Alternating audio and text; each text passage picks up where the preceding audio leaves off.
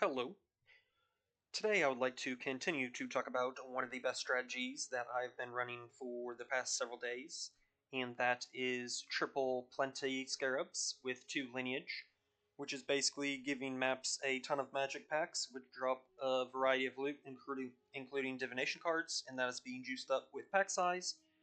And I came out with a video yesterday and the day before talking about the strategy on T16.5 maps. And previously, I gave an example. Here's an example loot of 20 maps that I ran, where I self-rolled the maps using Maven chisels for divination cards, and also I put 100% deli on them. And this is the loot that I got in standard. This is the currency per hour that I'm getting, which is a lot.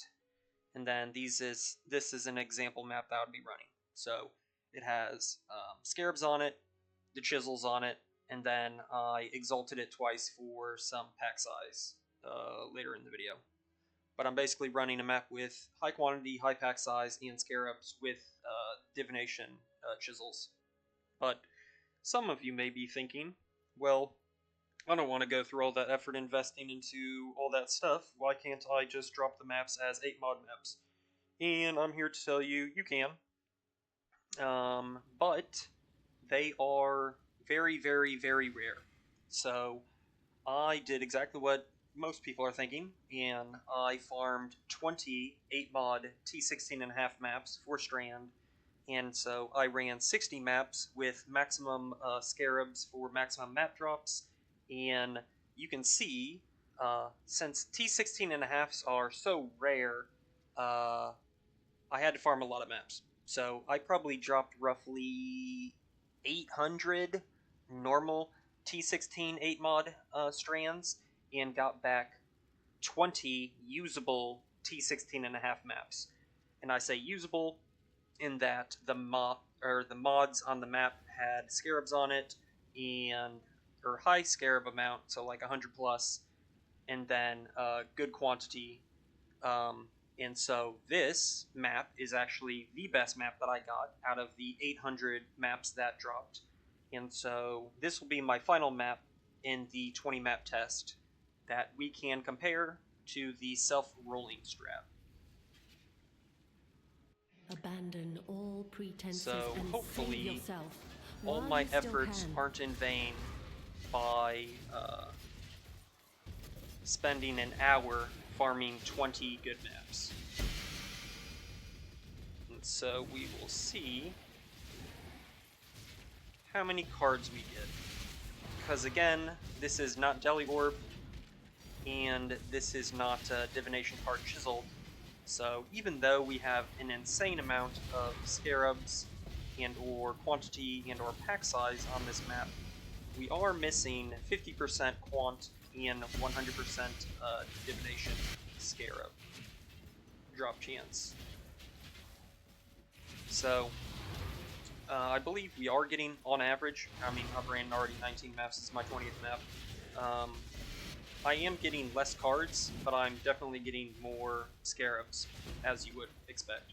But I kind of ran this strategy more for the divination cards, so, and especially since it took me an hour to find these maps, a little bit of a spoiler alert, I do not necessarily suggest this type of farming for this strategy.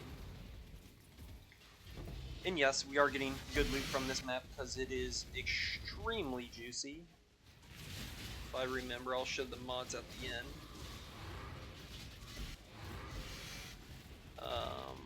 But when you're calculating a divination or currency per hour for this, you're going to have to calculate it on a 2-hour basis because it takes me an hour to run the 20 juice maps, but it also takes me an hour to farm the juiced maps.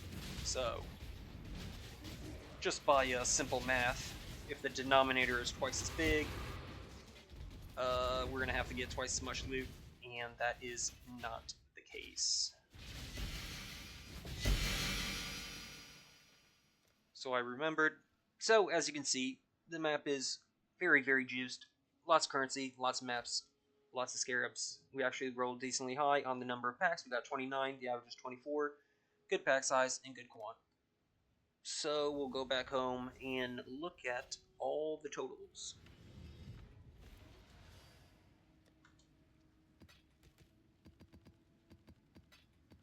So we did get a lot of maps. That's equivalent to what I got in my other test. So let's say it's an equivalent roughly on the maps. It looks like I got way less divination cards. Uh, and then the scarabs, I got more. So yeah, these are the results. Again, it's only 20 maps versus 20 maps, so it's not the largest sample size, but yeah, I would definitely not suggest running these on 8 mod T16.5 maps.